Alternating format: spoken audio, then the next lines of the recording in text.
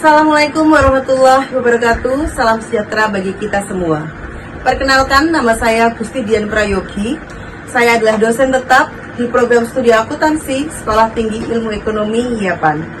Saya memiliki nomor induk dosen nasional atau NIDN 0706 058601. Selain menjalankan tugas sebagai dosen, saya juga aktif sebagai praktisi di bidang audit internal. Aktivitas tersebut secara langsung memperkaya perspektif saya dalam hal mengajar, khususnya pada mata kuliah yang saya ampu, yaitu pengauditan, akuntansi keuangan, perpajakan, dan juga sistem informasi akuntansi. Pengalaman saya di dunia praktek memberikan pemahaman nyata terhadap tantangan dan juga kebutuhan industri, sehingga saya dapat mengintegrasikan antara teori dan juga praktek secara efektif dalam proses pembelajaran yang saya lakukan. Saya berkomitmen untuk tidak hanya mentransfer ilmu, tetapi juga membekali mahasiswa dengan keterampilan yang dibutuhkan dalam dunia kerja yang nyata, termasuk pemahaman mendalam mengenai resiko, pengendalian internal, dan juga etika profesi. Nah, video ini saya buat dalam rangka memenuhi tahapan sertifikasi dosen sebagai bentuk tanggung jawab dan juga refleksi atas peran saya dalam Tridharma Perguruan Tinggi. Berikut ini adalah cuplikan pengajaran saya pada mata kuliah Sistem Informasi Akuntansi dengan pokok bahasan Sistem Pelaporan. Mata kuliah ini memiliki bobot 3 SKS yang berarti setiap pertemuan akan berlangsung selama 150 menit. Dalam pertemuan kali ini, mahasiswa akan mempelajari bagaimana sistem pelaporan bekerja dalam siklus akuntansi digital. Adapun kompetensi umum yang ingin dicapai adalah agar mahasiswa mampu memahami dan menjelaskan sistem pelaporan secara menyeluruh, serta kompetensi khusus yang meliputi 3 hal, yaitu mahasiswa mampu menjelaskan gambaran umum sistem pelaporan, mahasiswa mampu menjelaskan proses bisnis dalam sistem pelaporan, serta mahasiswa mampu menunjukkan pengendalian internal, serta perlakuan audit terhadap aktivitas dalam sistem pelaporan. Untuk menyampaikan materi ini, saya menggunakan pendekatan berbasis kasus dan juga simulasi. Mahasiswa akan saya ajak mengeksplorasi tahapan dalam siklus pelaporan, mulai dari update buku besar, pencatatan ayat jurnal penyesuaian, hingga penyusunan laporan keuangan dan laporan manajerial. Dengan metode ini, saya berharap mahasiswa tidak hanya memahami teori, tetapi juga mampu menerapkan secara praktis dalam konteks sistem informasi akuntansi yang relevan dengan dunia kerja nyata saat ini.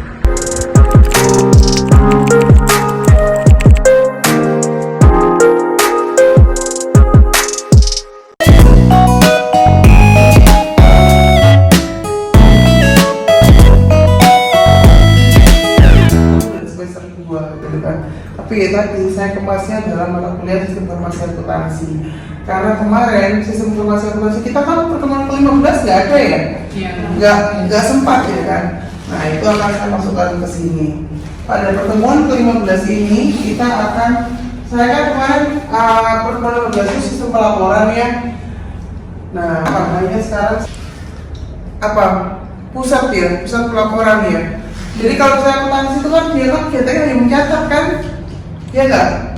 Nah, dia mengumpulkan data-data itu dari banyak sekali bidang, ya enggak? Bagian-bagian yang memang harus dikumpulkan.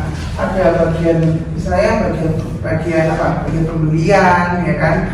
Bagian apa lagi? Penjualan, kalau penjualan berarti hubungan dengan siklus pendapatan, ya kan?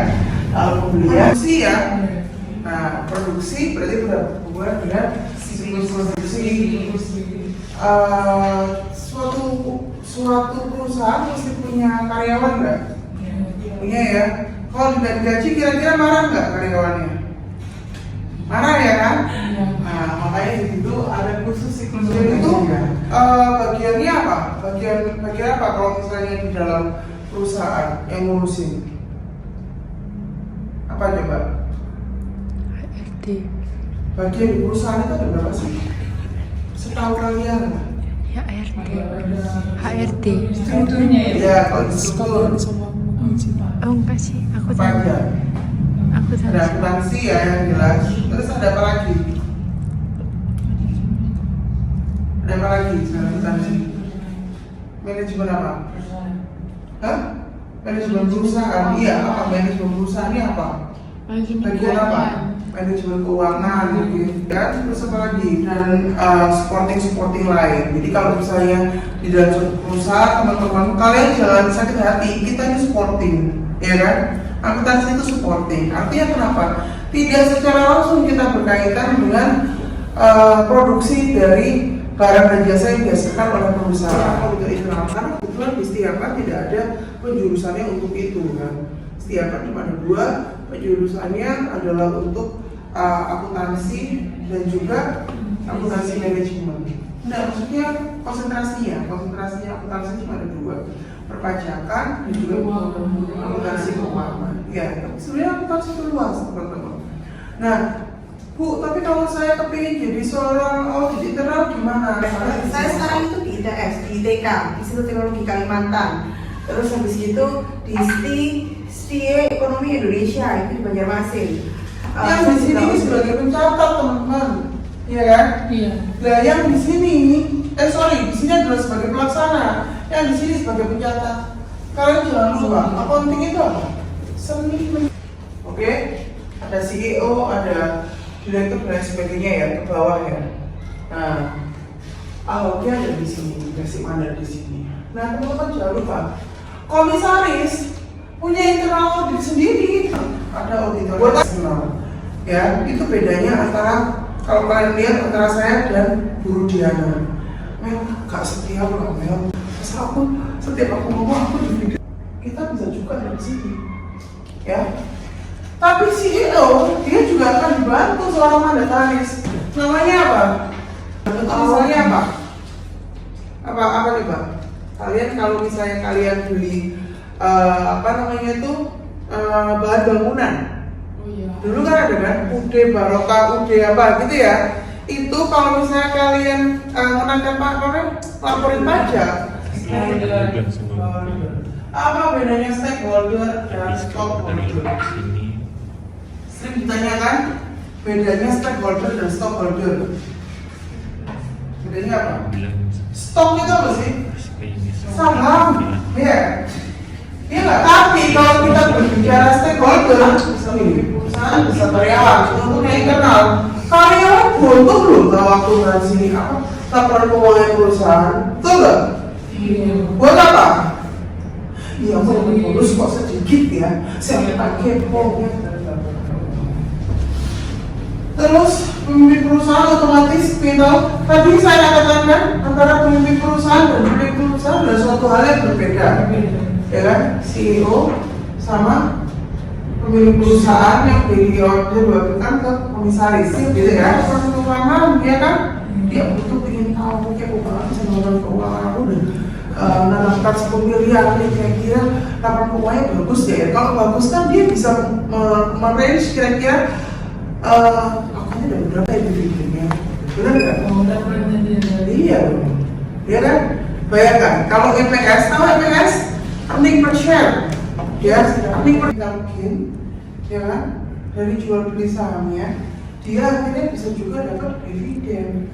Jadi kalau orang yang saham itu keuntungannya ada 2, bisa capital gain, bisa dividen. Bisa nggak kemarin dia akuntansi? Pinjaman Bang. Ya, kadang-kadang kan bank gini kan, aku mau hutang dong bang 10 miliar gitu kan. Iya dia tak kasih, tapi satu-satu nanti ada laporan harus diaudit. Kan gitu mas. Survei. Apa? Survei. Ya, bisa survei dulu. Betul? Betul ya? Yang terakhir udah pemerintah. Jelas pemerintah butuh. Buat apa coba? Pajak. Iya kan? Bukan kayak negara di Amerika yang dia sektor swastanya dia semuanya bagus gitu kan, semuanya bisa bekerja sama. Kita sektor swastanya kita tidak begitu. Jadi paling banyak pendapatannya berasal dari pajak yang dihasilkan dari UMKM ke Direktorat Jenderal Pajak. Jadi banyak saya sini kan angka yang dituangkan itu masuk akal atau enggak? Gitu. Terus habis itu selanjutnya ada prinsip biaya historis. Apa? Prinsip biaya historis apa? Teman-teman, kalau kalian mencatat aset mencatat sesuai dengan nilai wajar. Oke? Nilai kita amati dulu ya.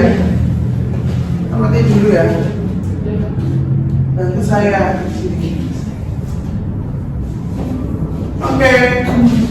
Apa teman-teman itu? Pemilik nyetorkan uang kas tunai, dia harus menjual apa? Ada yang lain? Gimana? Kas? Betul semuanya? Betul semuanya kiri?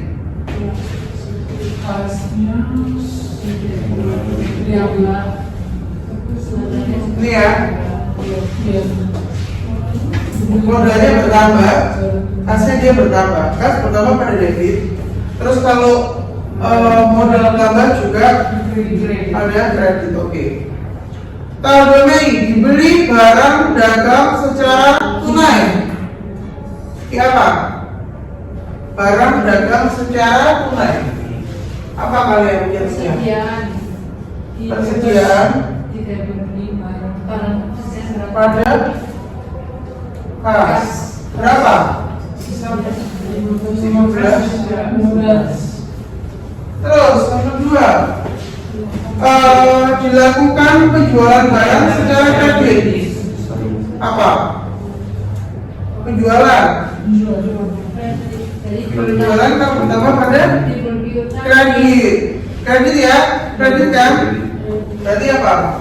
Piutang pada penjualan. Terus dibayar beban listrik sebesar 500.000. Beban listrik pada kas. Oke. Membayar gaji karyawan sebesar 2 juta.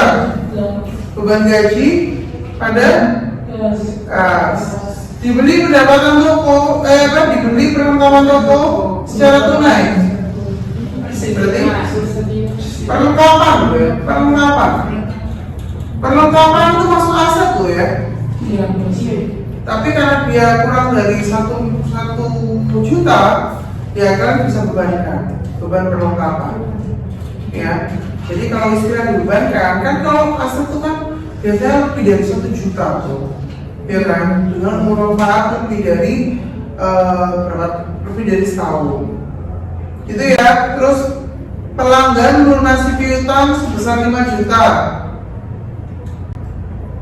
Berarti apa? Kas pada piutang yang tadi ini. Ya, 5 juta. Pemilik mengambil uang tunai untuk keperluan pribadi sebesar 1,5. Rivo ya? Rivo pada apa? Masa pada kas? Apa coba? Tapi sebenarnya preview itu ke kas pada kas. Itu namanya? Ayo apa? Pada apa? Kas sama modal? Kas? Coba dilihat, kas sama modal. Rivo itu gimana? Ini ekuitas ya? Modal. Iya. Kalau kas kan itu Bukan modal, benar. Karena Privo itu akan mengurangi modal di sini. Ini ya, kasnya yang bergerak. Yang bergerak itu adalah kasnya. Modalnya itu modal kalau bergerak itu harus merubah akta, ya. Jadi modal jangan berubah kecuali aktanya juga berubah. Misalnya kayak dia join sama orang dimasukin modal, nah itu masuk, lalu bisa berubah. Oke, tes ya. Berarti berapa saldonya? 8. Yang lainnya dapat berapa? 8. Oke, ada lagi yang lain?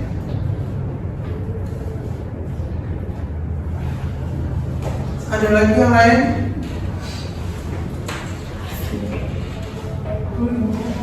lanjutkan sedikit tentang neraca saldo, sedikit aja. Oke ya, saya hapus ya.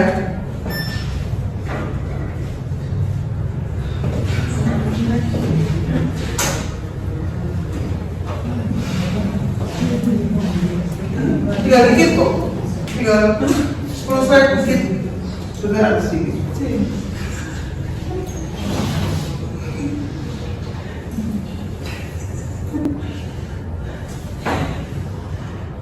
Ini ya, kalian kalau kita belajar tadi ya bentuk buku besar kan ada 3 ya, bentuk T, bentuk skotro sama storo. Nah, jenis buku besar itu ada 2, ada buku besar umum, ada buku besar pembantu. Biasanya buku besar pembantu itu digunakan untuk piutang dan hutang, ya. Ada lagi buku besar pembantu yang lain, apa? Umur piutang, umur hutang, ya. Itu melihat sebenarnya ada nggak hutang yang belum dibayar dalam jangka waktu tertentu. Itu nanti itu akan apa ya namanya menggambarkan perusahaan itu lancar nggak pembayarannya, perputaran hutang piutangnya itu gimana, lancar apa enggak. Kalau semakin lancar, berarti apa? Umur piutangnya dia semakin pendek-pendek loh, karena sudah terbayar. Kalau dia semakin panjang, berarti nggak lancar ya. Sampai sini bisa dipahami? Nah, neraca saldo tadi kan ada ya, kita bahas neraca saldo juga ya, ya nggak?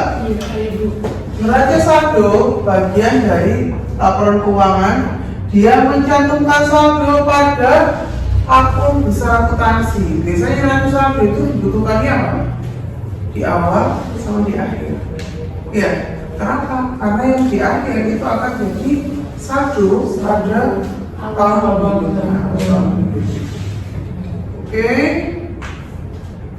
Terus apa sih sebenarnya fungsinya? Nah, fungsinya itu bisa dijelaskan di sini teman-teman. Bisa sebagai persiapan, ya, bisa sebagai pencatatan, dan bisa sebagai koreksi atau fungsi monitoring. Nah, kenapa sih kok bisa dijadikan alat koreksi? Coba, ada yang bisa bantu saya? Kenapa kok dia bisa dijadikan sebagai alat koreksi? Ketika kalian jadi seorang auditor, yang kalian pegang itu angkanya angka apa? Angka neraca saldo ya. Jadi patokannya itu ya. Tapi ketika kita audit, ternyata kita lihat buku besarnya, ternyata ada yang overstatement atau kurangnya statementnya. Nah, terus habis itu berdasarkan justifikasi audit maka harus dikoreksi. Yang dikoreksi sebenarnya adalah neraca saldonya. Gitu ya, sehingga akan terlihat jika ada kesalahan pencatatan. Neraca saldo itu bisa kita lihat di akhir banget gitu. Pertama kali kita lihat neraca saldonya, lalu kita lihat buku besarnya, gitu ya. Terus ada fungsi monitoring. Fungsi monitoring itu untuk melakukan pengawasan pada setiap akun perusahaan. Kalau misalnya kalian lihat di laporan keuangan, yang dilihat itu sebenarnya angka-angka yang laporan keuangan. Oh, kasnya 5 juta, itu apa sih sebenarnya? Neraca saldo, ya kan? Neraca saldo akhir yang sudah kita pakai jurnal penyesuaian, yang sudah kita sesuaikan, sudah kita koreksi, sudah kita bla bla bla bla bla.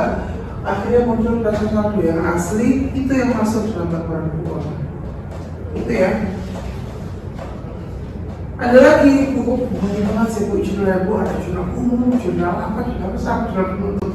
Banyak ya bu akuntansi. Iya. Jurnal penuntut ini adalah jurnal pada saat akhir periode tanggal 31 Desember misalnya.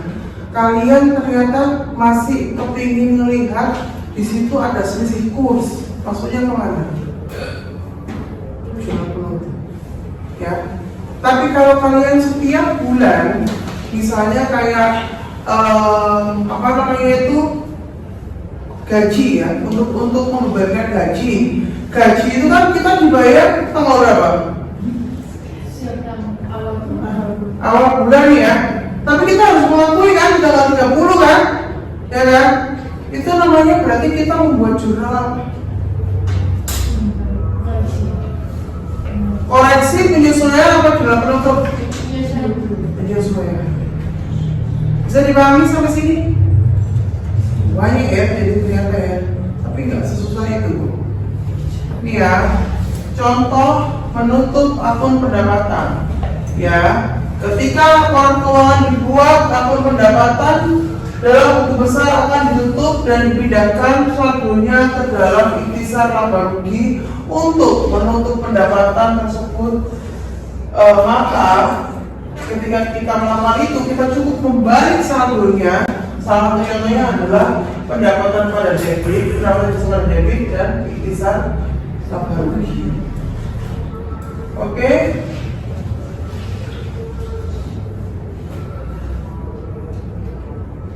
Ada lagi, jurnal koreksi atau correction of error biasanya itu dibuat ketika kita ingin mengkoreksi atau memperbaiki kesalahan waktu penyetotan. Ya, biasanya yang dilakukan oleh seorang auditor itu adalah jurnal koreksi ini, teman-teman. Karena laporan keuangan sudah tutup, sudah di jurnal penutup, tapi ternyata kita masih ada temuan. Nah, kita melakukannya dengan jurnal koreksi. Jadi jurnal koreksi itu sebenarnya laporan keuangan ditutup, ya kan? Tapi kita mungkin buka lagi karena masih ada kesalahan. Nah, itu akhirnya cukup menggunakan jurnal koreksi. Oke, ini adalah contoh-contohnya jurnal koreksi. Nanti kalian bisa baca sendiri. Dari sini ada yang tayangan. Ada yang tayangan? Tidak ada. Oke, ini tayangannya cuma bisa pada mahasiswa akuntansi Gen Z.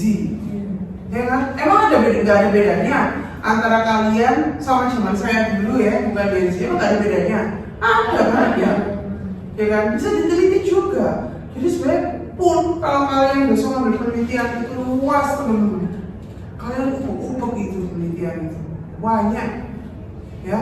Jangan cuma yang laporan keuangan dilihat, terus habis itu nanti kalian kalian hitung rasionya malah rugi. Kenapa? Menghitung rasio keuangannya kalau kalian benar, kalau kalian salah rumusnya, laporan keuangannya terus harus dirubah, ya kan? Gara-gara siapa? Gara-gara cuma kalian salah hitung. Tapi kalau behavior itu balik kuesioner, ya kan? Kalau ada apa yang salah yang mengisi kuesioner bukan kita, gitu ya. Kalian bisa bikin perhatian akuntansi pada kualitatif, pada kuantitatif ya penelitiannya. Kalau kalian ambil kuantitatif, ya berarti kalian berhubungan sama angka tadi. Kalau kualitatif itu buat kalian yang senang nulis, senang berhayal, ada kan? Orang yang imajiner itu banyak loh, apalagi Gen Z itu orangnya imajiner. Soalnya kamu di nonton Netflix, ya kan? Netflix, main game, main apa ya kan?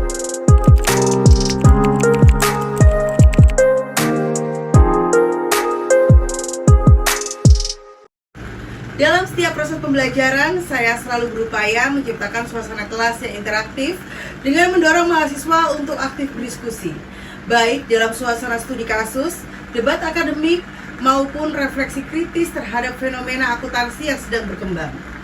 Saya percaya bahwa dengan berdiskusi, mahasiswa tidak hanya memahami teori, tetapi juga belajar mengaplikasikan konsep secara konseptual dan juga kritis. Selain itu, saya juga memberikan motivasi dan arahan karir kepada mahasiswa agar mereka dapat merencanakan masa depan sesuai dengan minat dan kompetensi dalam bidang akuntansi. Saya memperkenalkan berbagai jalur profesi yang relevan seperti akuntan publik, auditor internal, analis keuangan, konsultan pajak, pengelola keuangan syariah, hingga akuntansi forensik. Melalui pengenalan pada sertifikasi profesional atau brevet pajak, serta pentingnya soft skill seperti etika, komunikasi, dan juga literasi digital, saya berharap mahasiswa mampu menyiapkan diri untuk memasuki dunia kerja yang sangat dinamis dan juga kompetitif.